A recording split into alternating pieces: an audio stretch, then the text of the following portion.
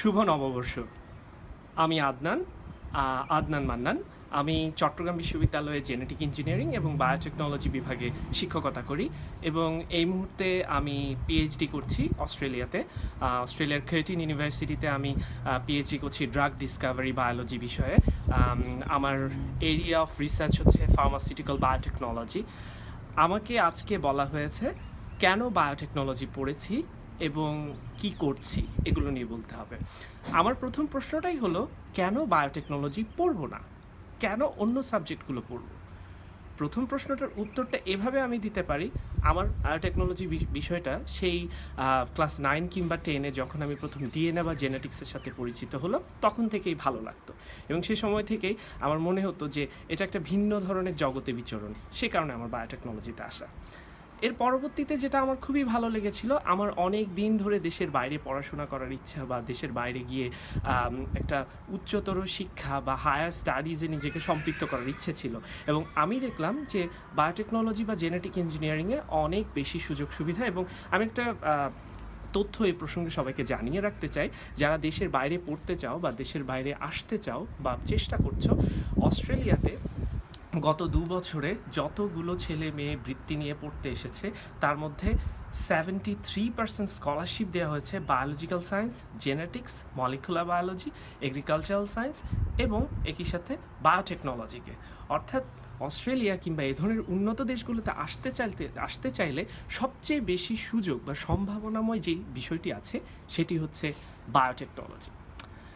এবং তৃতীয় যে ব্যাপারটি ছিল সেটি হচ্ছে, আমি কখনোই ভাবিনি যে আমি 20 বছর বা 25 বছর পর অনেক অনেক বড়লোক হব, অনেক ধনী মানুষ হব, কিংবা আমার অনেকগুলো বাড়ি থাকবে, গাড়ি থাকবে। আমার সবসময় একটা চাওয়াটা এমন ছিল, আমি যেটাই করি সেই পড়াটাকে আমার এনজয় করতে হবে, উপভোগ করতে হবে এবং আমি উপভোগ করার জন্য, আমি বিষয়টাতে মজা পাওয়ার জন্য এই বিষয়টা পড়তে এসেছিলাম। এবং আমার কখনোই মাথায় এটা ছিল না যে আমি বায়োটেকনোলজি পড়ছি দেখেই আমাকে অনেক বড় বিজ্ঞানী হতে হবে, সেটি আমি কখনোই ভাবিনি। আমার সবসময় মনে হচ্ছে আমি বায়োটেকনোলজি পড়ার পর দেখব আমি কি বায়োটেকনোলজিস্টই হব নাকি অন্য কোনো প্রফেশনে বা অন্য কোনো পেশায় আমি সুইচ করতে পারি। তো এই একটা কারণে আমার মনে হয়েছিল ভালো লাগার জায়গাটাকেই প্রাধান্য দিই, যেটাই পড়ি না কেন, এবং সেই ভালো লাগার জায়গাটা ছিল বায়োটেকনোলজি। আমি বায়োটেকনোলজি পড়াশোনা করেছি চট্টগ্রামে, ইউএসটিসি, চট্টগ্রামের একটি বেসরকারি বিশ্ববিদ্যালয়। সেই 2001-2 সেই সময়টাতে আমরা বায়োটেকনোলজি পড়েছি, যখন বাংলাদেশে খুব বেশি বিশ্ববিদ্যালয়, হাতে গোনা 4-5টা বিশ্ববিদ্যালয়ে বায়োটেকনোলজি বিষয়টি ছিল। এবং বায়োটেকনোলজি পড়ার পর আমি যদি একজন বায়োটেকনোলজিস্ট হিসেবে আমার যাত্রাটা বা জার্নিটা বলি, খুবই ইন্টারেস্টিং হবে। আমি বায়োটেকনোলজি পড়ার পর কিন্তু আমি সাথে সাথে বায়োটেকনোলজিস্ট হিসাবে নিজের প্রফেশনটা বা ক্যারিয়ারটা আমি গড়িনি। আমি প্রথম টেলিভিশনে একজন উপস্থাপক হিসাবে যোগদান করলাম। এর পরবর্তীতে আমি একটি রেডিওতে আরজে হিসাবে কয়েক সপ্তাহ, মাসখানেক কাজ করলাম। তার পরবর্তীতে আমি ইন্ডিপেন্ডেন্ট ইউনিভার্সিটিতে শিক্ষকতা প্লাস গবেষক হিসেবে যোগ দিলাম, তাও আবার একটা ভিন্ন বিভাগে, এনভায়রনমেন্টাল সায়েন্স অ্যান্ড ম্যানেজমেন্ট। এবং এর পরবর্তীতে আমি দেশের বাইরে চলে গেলাম। আমি ইংল্যান্ডে একটা বৃত্তি পেলাম, সেই স্কলারশিপ নিয়ে আমি ইংল্যান্ডে ইউনিভার্সিটি অফ হালে বায়োটেকনোলজি বিষয়ে মাস্টার্স করতে গেলাম। এবং এর পরবর্তীতে আমি দেশে ফিরে এলাম। আমি আরেকটা প্রাইভেট ইউনিভার্সিটিতে শিক্ষকতা করলাম কয়েক মাস এবং তার পরবর্তীতে আমি চট্টগ্রাম বিশ্ববিদ্যালয়ে যোগদান করলাম শিক্ষক হিসাবে। চট্টগ্রাম বিশ্ববিদ্যালয়ে শিক্ষকতা করার পাশাপাশি আমার আমার আমার বায়োটেকনোলজি পড়ার আরেকটা কারণ হচ্ছে, আমার ভীষণ গবেষণার পাশাপাশি শিক্ষকতার ব্যাপারটা খুব ভালো লাগে। সে কারণে আমার মনে হচ্ছে আমি যদি একজন চিকিৎসক হই বা একজন টেকনিক্যাল পার্সন হয়, শিক্ষকতার ক্ষেত্রটা কম, বায়োটেকনোলজি বা এই ধরনের বিষয়গুলোতে শিক্ষকতার জায়গাটা অনেক বেশি। সে কারণে আমি এই বিষয়টাকে বেছে নিয়েছিলাম। এবং এখন আমি অস্ট্রেলিয়াতে অস্ট্রেলিয়ান পোস্ট গ্র্যাজুয়েট অ্যাওয়ার্ড এবং international post graduate research scholarship নিয়ে আসলাম।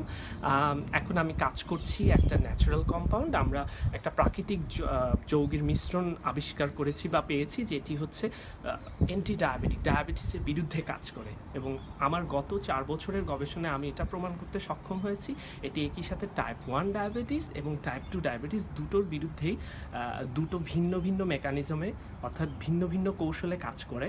এবং সবচেয়ে মজার ব্যাপার, ইনসুলিন ইনজেকশনের মাধ্যমে নিতে হয়, যেখানে রক্তপাত হয়।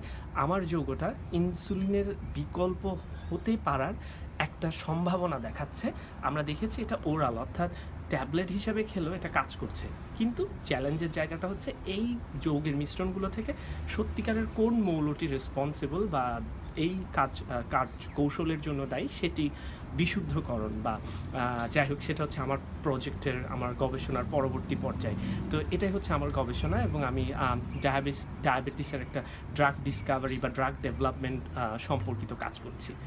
পরের প্রশ্নটা ছিল আমার কাছে, বা পরের যে ব্যাপারটা প্রায় সবাই জানতে চায়, যে বায়োটেকনোলজি পড়ে হতাশ সবাই, বায়োটেকনোলজি কেন পড়বো বা বায়োটেকনোলজি পড়ে কী করব।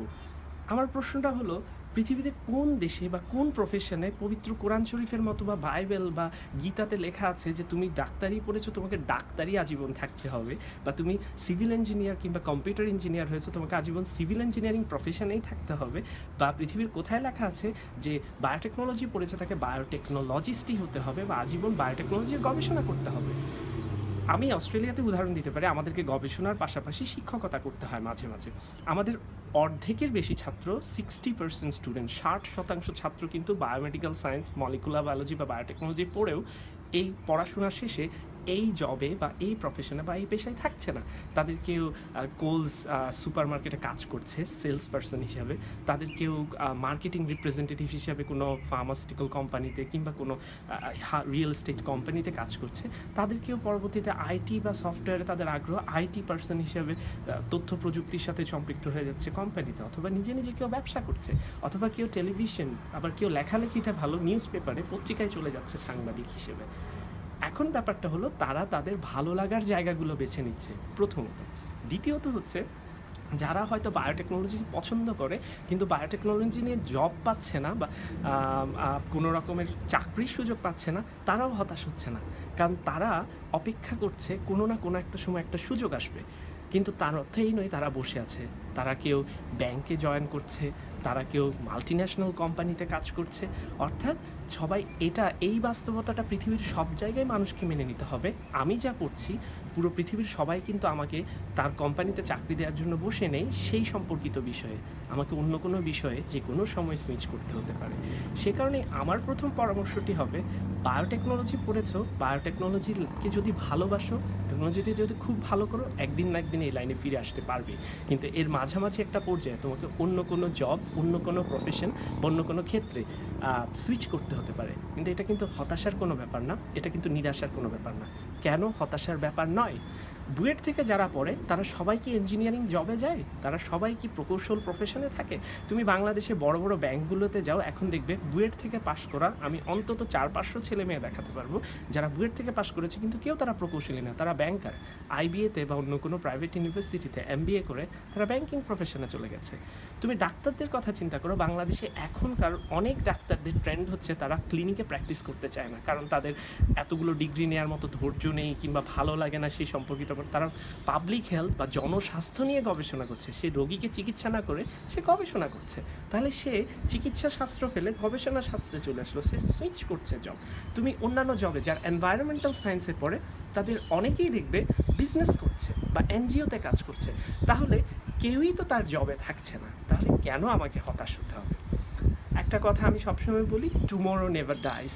আগামীকাল কখনো মরে না, আগামীকাল কখনো মরবে না। আগামীকালকে বিশ্বাস করো। সবচেয়ে বড় যে জিনিসটা হচ্ছে, যে কাজটা করছো খুব ভালো করে করো। পড়াশোনা করলে খুব ভালো মতো পড়াশোনা করো, গবেষণা করলে ল্যাবরেটরি কাজগুলো ভালো মতো শেখো, এবং সবচেয়ে বড় কথা, রেজাল্ট খারাপ থাকলে কিন্তু জীবন এখানে শেষ হয়ে যায় না। আমার অনেক স্টুডেন্ট আছে, অনেক পরিচিত আছে, 2.9 সিজিপি নিয়ে তারা এখন আমেরিকাতে পড়তে গেছে। ভালো রেজাল্ট না হলেও তুমি যদি জিআরই করে ভালো স্কোর করতে পারো, তুমি ঠিকই দেশের বাইরে পড়তে যেতে পারবে। তুমি যদি অনেক স্মার্ট হো, খুব ভালো ইংলিশ জানো, মাল্টিন্যাশনাল কোম্পানিতে তুমি জব পেতে পারো। তুমি যদি খুব ভালো কম্পিউটার নিয়ে কাজ করতে পারো, আউটসোর্সিং করতে পারো, তুমি ব্যাংকে কাজ করতে পারো, বাংলাদেশ ব্যাংকের অফিসার হতে পারো। হাল ছেড়ো না। আমি একটা ব্লগের ভাষায় বলবো, হাল ছেড়ো না বন্ধু, কণ্ঠ ছাড়ো জোরে। নিজেকে বিশ্বাস করতে হবে। পৃথিবীর সব বড় বড় নায়কেরা একটা কথাই বলে, টম ক্রুজ, শাহরুখ খান, তাদেরকে যখন প্রশ্ন করা হয় আপনি সেরা কেন, তখন বা আপনি কেন নিজেকে সেরা বলেন, তখন তারা বলে, আমি যদি নিজেকে সেরা মনে না করি, পৃথিবীর কেউ আমাকে সেরা মনে করবে না। তুমি তোমার নিজের শ্রেষ্ঠত্বে বিশ্বাস করতে হবে, নিজের ক্ষমতায় বিশ্বাস করতে হবে। এই বিশ্বাস যখন নিজের মনে স্ট্যাবলিশড হবে বা স্থাপিত হবে, তখনই তুমি সত্যিকারের একজন সফল মানুষে পরিণত হতে পারবে। সবাইকে নতুন বছরের আবারও অনেক শুভেচ্ছা জানাচ্ছি। সবাই ভালো থাকবে এবং সবার জন্য অনেক অনেক ধন্যবাদ।